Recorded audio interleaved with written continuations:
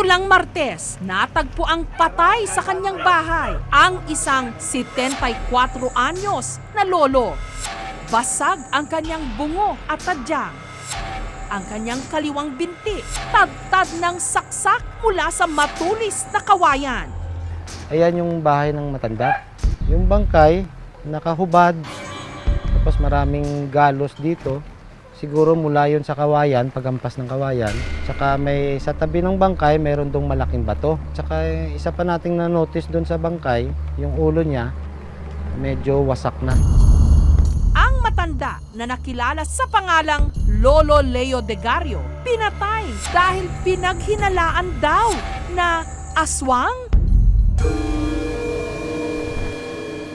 Ilan sa kanyang mga kapitbahay, nanindigang kampon ng kadiliman ang matanda sa tuwing lumalabas daw ito sa gabi. Panay ang pag-iyak ng kanilang mga anak. Pero simula raw nung namatay ito, tumigil na ang mga bata sa pagtangis.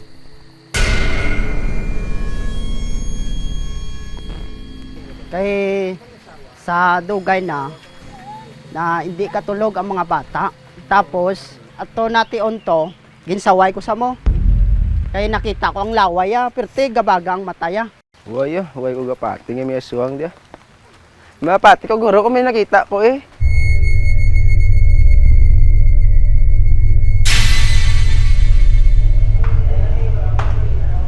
Ang suspect sa pagpatay, ang kapitbahay mismo ni Lolo Leo Degario, si Christopher.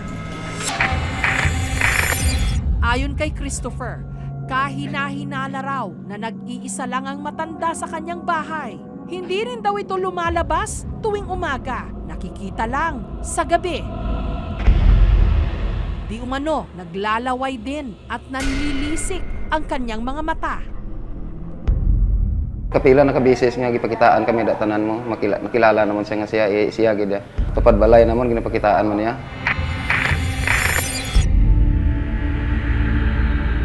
Ngunit ang talaga raw nag-udyok kay Christopher na patayin si Lolo Leo Degario nung sabihin ng albularyo sa kanilang lugar na aswang ang dahilan kung bakit namatay ang pamangkin ni Christopher at kung bakit laging nagkakasakit ang kanyang mga anak. Kaya naisipan ni Christopher na maghigante. Pinatay niya ang kanyang kapitbahay. Parang giano ko lang. Pinsan ako kayahon ng nako na parang wala man tao ma-damage ni. Bakit akong bata akong trangkasohon nila naton gina way ko tinulugan kay bantay ko sa dalom kay sa amon da way suga. Nagsiyasat kami tungkol sa katauhan ni Lolo Leo Degario. Tubong Bacolod daw ito, mag-isa sa kanyang bahay dahil byudo, walang naging anak. Pero meron pa rin daw itong natitirang kamag-anak, ang kapatid niyang si Mang Leo. Ako na nag-ano sa kanya, nag-aalaga. Kasi may sakit yun parang tapos yung matanda rin na parang hindi na kaya sa magawa ng mga. Dadalawin nga raw sana ni Mang Leo ang kanyang kapatid para hatiran ng pagkain. Nung nakita niyang nakaamba na si Christopher, napatayin ito. Patay ko na to!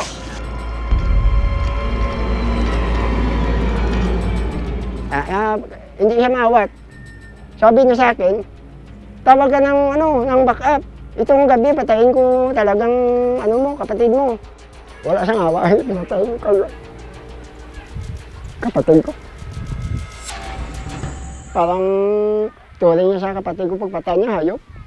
Tao yan eh. Ayon sa paunang investigasyon, nakainom daw si Christopher nung isinagawa nito ang krimen. Kaya inom ako ng dua ka botelya. Pinabulaanan mismo ng mga otoridad ang hinalang aswang ang biktima. Murder po ang na-file natin sa kanya because of the intentional act is present.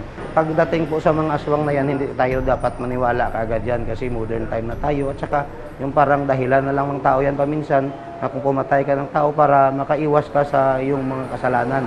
Gayunman, wala raw pagsisisi si Christopher kahit pa nakakulong siya ngayon sa kasong murder at maaring mahatulan ng habang buhay na pagkapiit.